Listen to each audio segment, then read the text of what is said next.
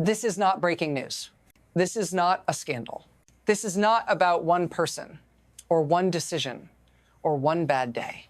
This is about a system that no longer pauses, a system that moves even when no one is steering, a system that converts time into pressure and pressure into inevitability. What happened today did not begin today. It did not arrive with alarms. It arrived quietly, procedurally, logged as routine. And that is the danger, because the most consequential failures do not announce themselves as failures. They present as maintenance, as stability, as normal operations continuing right on schedule. If you are watching this expecting a headline, you will miss it. If you are waiting for a villain, you will miss it. If you assume someone somewhere still has the ability to slow this down, you will miss it. Stay with me. Not because this is urgent, but because urgency is now built into the system itself. And once that happens, the clock stops being metaphorical. If you want to understand what controls this system now, you have to stop looking at people, not presidents, not central bankers, not markets reacting to news. Those are surfaces. What actually controls the system now is duration, time, specifically, how long the system can roll its promises forward without ever paying them down. For decades, the system was built on the assumption that tomorrow would always be larger than today. More growth, more buyers, more patience. That assumption is gone. What remains is a machine that must be fed constantly to avoid seizing up. Not because anyone is greedy, but because stopping even briefly would reveal what is already true. This system no longer balances itself. It sustains itself by moving faster. Shorter cycles, tighter windows, less room for error. Control has shifted away from decision makers and into the calendar itself, into deadlines that cannot be missed without consequences cascading everywhere at once. And once time becomes the driver, policy becomes reaction. Reaction becomes habit, which brings us to the shift almost no one noticed because it happened gradually and then all at once. There was a moment quiet, unannounced, when temporary stopped meaning temporary, before the system borrowed with the expectation of return. Debt had a horizon. Interventions had an exit. Now, the horizon has collapsed. What used to be rare became regular. What used to be emergency became procedural. What used to require justification now requires only scheduling. The shift did not feel dramatic because nothing visibly broke. Markets opened, payments cleared.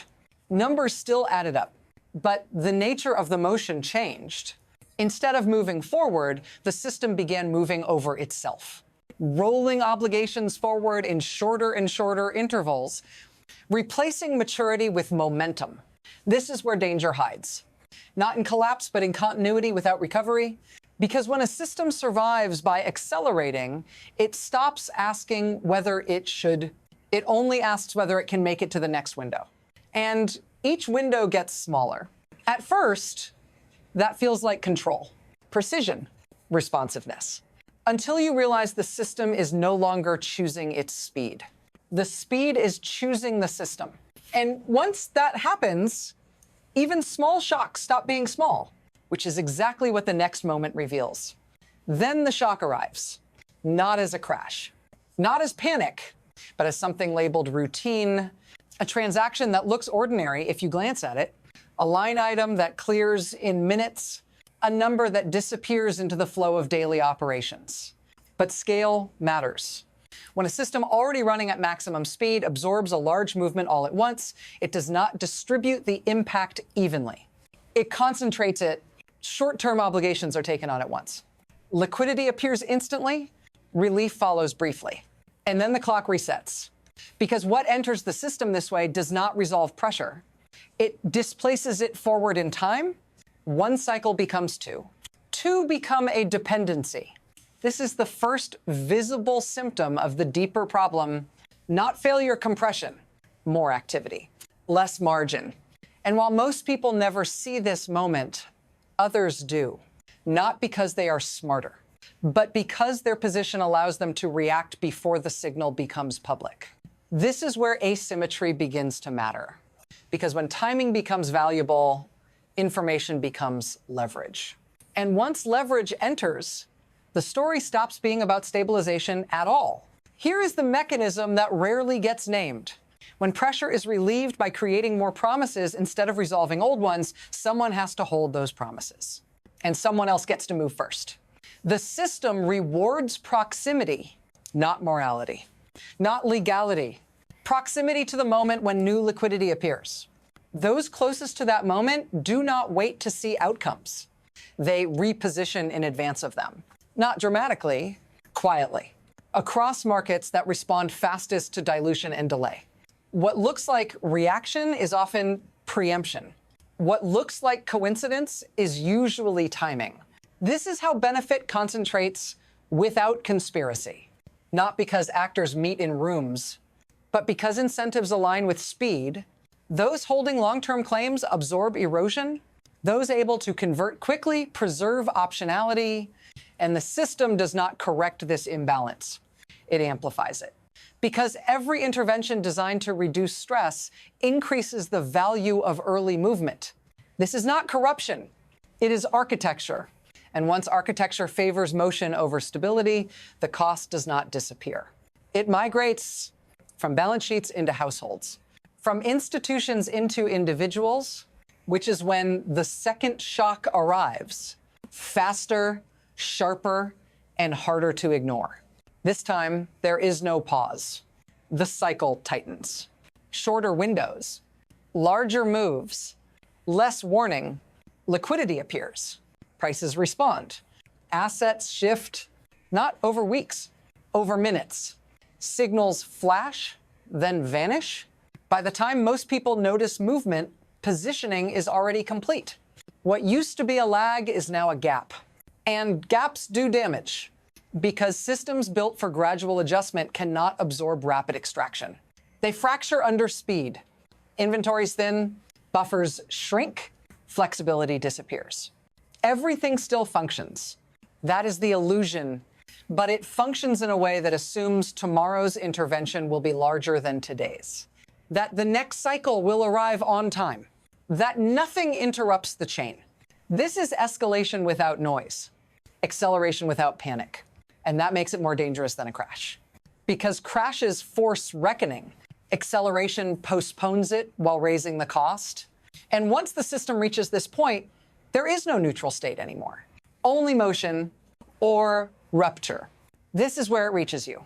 Not as a headline, not as a market chart, but as friction in places that used to be smooth. You feel it as uncertainty that never resolves. As prices that don't fall back. As decisions you delay because timing feels wrong and keeps feeling wrong. Your money waits longer. Your costs move faster. Your margin for error shrinks. And no one tells you why. Because no single moment caused it. It arrived as accumulation. The system absorbs volatility by passing it outward. Into wages that lag. Into savings that quietly thin. Into risk that shifts from institutions onto individuals who never opted in. You are told this is resilience. That adaptation is strength. But resilience without recovery is just endurance. And endurance has limits. This is not about panic. It's about position. Because the people least able to move quickly are the ones left holding stability that no longer stabilizes. If this feels abstract, stay with me. Because what has been local, procedural, and technical is no longer contained, and the next phase does not respect borders. Once a system begins exporting pressure, it stops being domestic. Movements in one place ripple outward, not as shocks, but as incentives. Signals that tell other systems how to behave if they want to avoid pain. Capital follows the shortest path away from dilution. Assets follow credibility. And credibility, once questioned, does not return easily. What begins as internal management becomes external repositioning. Not coordinated by treaties, by math. Other systems respond not out of hostility, but self-preservation. They shorten their exposure. They reduce reliance. They convert flexibility into tangibility. This is how global realignment actually happens. Not with announcements, with quiet adjustments that compound. And once those adjustments spread, the original system loses optionality. It must continue accelerating simply to remain relevant. At that point, even strength becomes a vulnerability. Size becomes inertia. Centrality becomes fragility. The system is still dominant, but dominance without trust requires motion. And motion at this scale creates only 3 possible futures. None of them are comfortable. From here, the system narrows into 3 paths. The first is adjustment. Slow, deliberate, painful. Promises are restructured, expectations reset, losses acknowledged instead of deferred. This path preserves legitimacy, but only by accepting visible cost. The second is erosion. The most familiar path. Nothing breaks all at once. Cycles continue. Interventions grow. Confidence thins gradually. Here, the system survives by asking more from time than time can give. It looks stable until it isn't. The third path is rupture, not necessarily a collapse. A break in continuity, a missed window, a failed rollover. A moment where acceleration cannot compensate for trust that disappears. This path is not chosen. It is triggered, and the danger is not that one of these futures exists. It's that the system is already moving in a way that makes choosing among them harder with every cycle. Decisions are still being made, but fewer of them are reversible. Which brings us to the last question, not about what will happen, but about what happens when the system can no longer pretend it has time. There is a temptation at the end of stories like this to offer reassurance, to say that systems adapt, that institutions endure, that this moment will pass the way others have.